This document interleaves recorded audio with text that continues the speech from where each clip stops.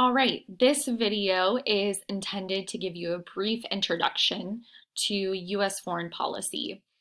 In this module, we're going to focus on the war on terror and the Syrian civil war, specifically ISIS, in the context of the Syrian civil war to better understand US foreign policy.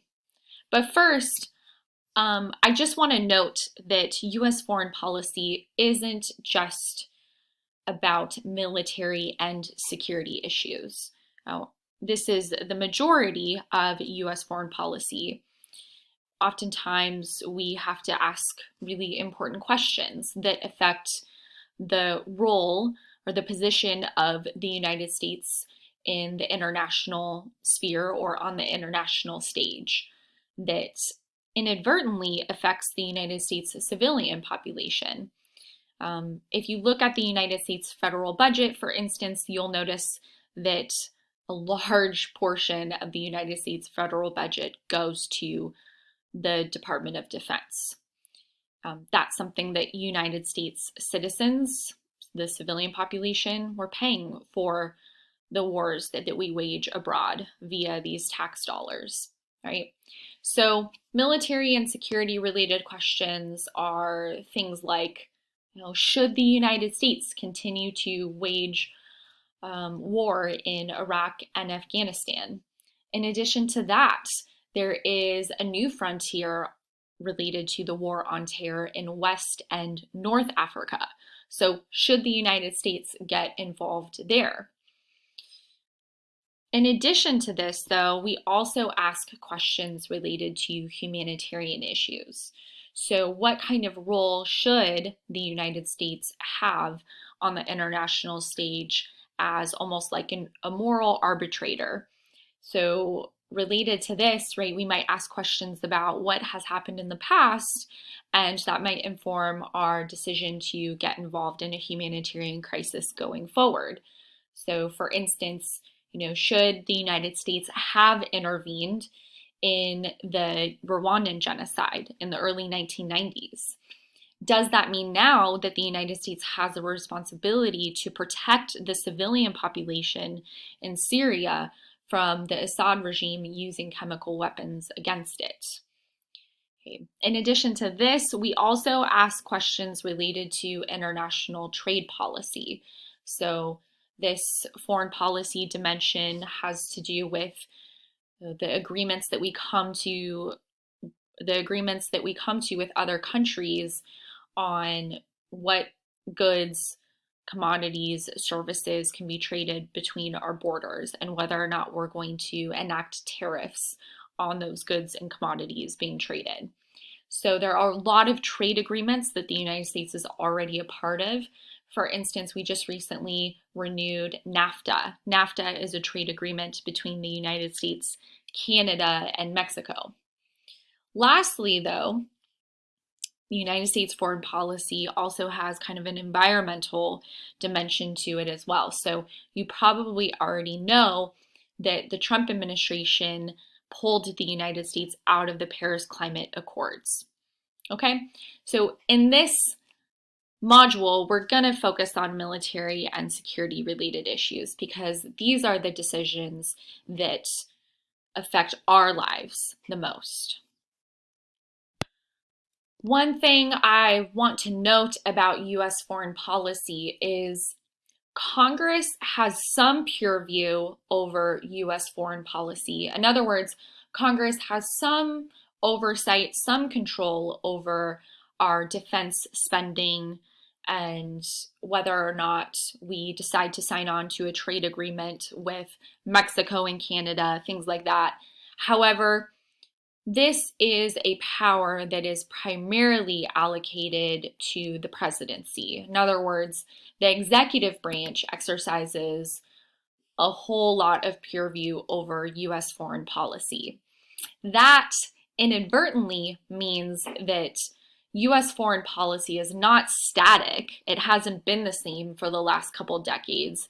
Instead, foreign policy changes or evolves depending on who is in the executive branch, right? So the approach that George W. Bush took towards foreign policy after 9/11 was highly interventionist. Barack Obama, in many ways, continued to behave as an interventionist. And in addition to that, was successful in coming to several agreements with actors on the international stage, such as the US-Iran nuclear deal.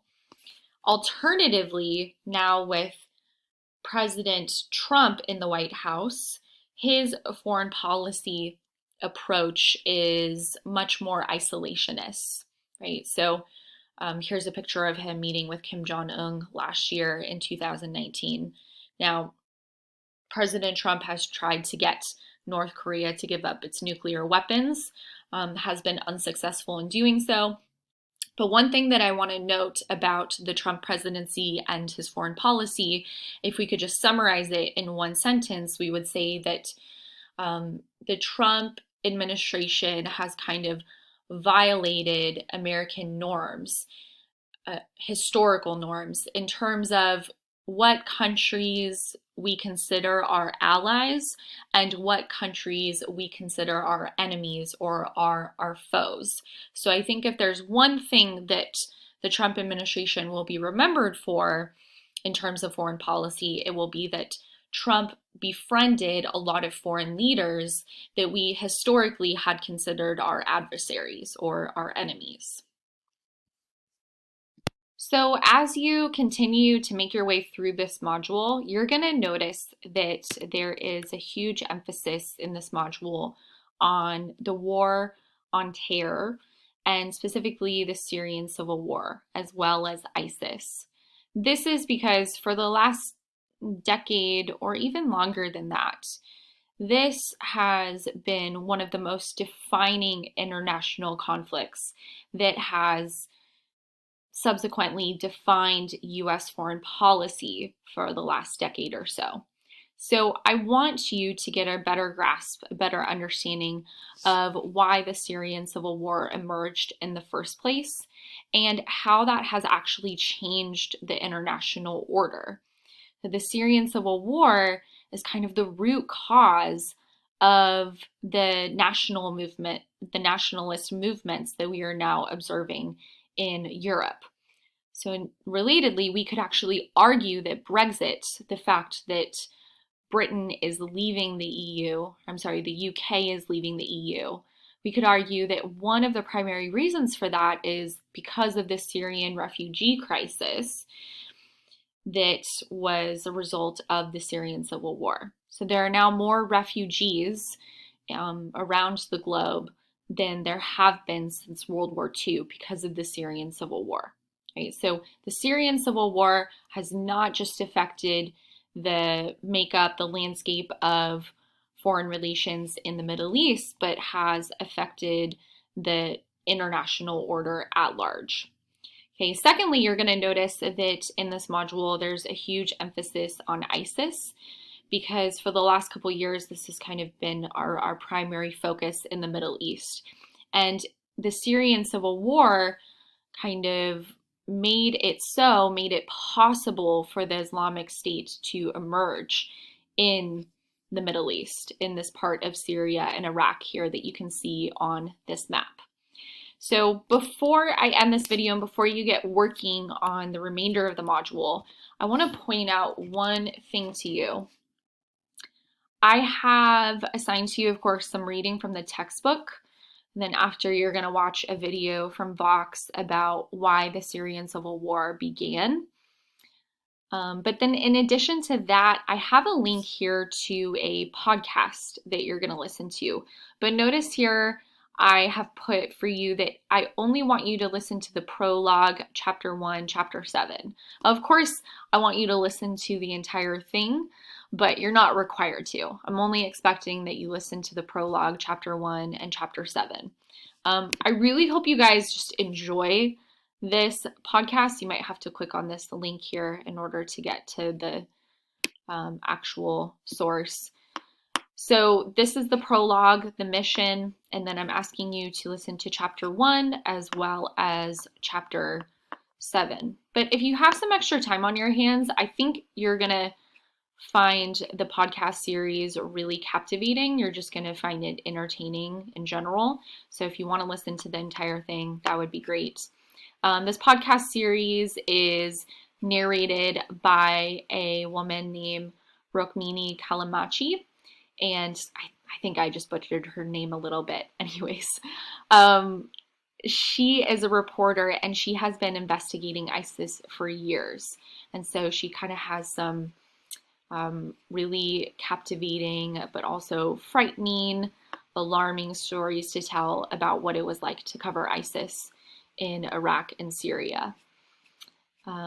Okay, so let me know if you guys have any questions about this, and you have a quiz at the end of this module. Oh, actually, one thing that I forgot to mention is if you want to listen to this podcast on your phone or a different device, you can actually find it on Spotify or Apple Podcasts as well. If you just search for it, the title of this series is called The Caliphate. This might make it easier to listen to the podcast on a walk, or if you're driving or doing something else, rather than having to sit at your desktop computer to listen to it. Okay, that's it.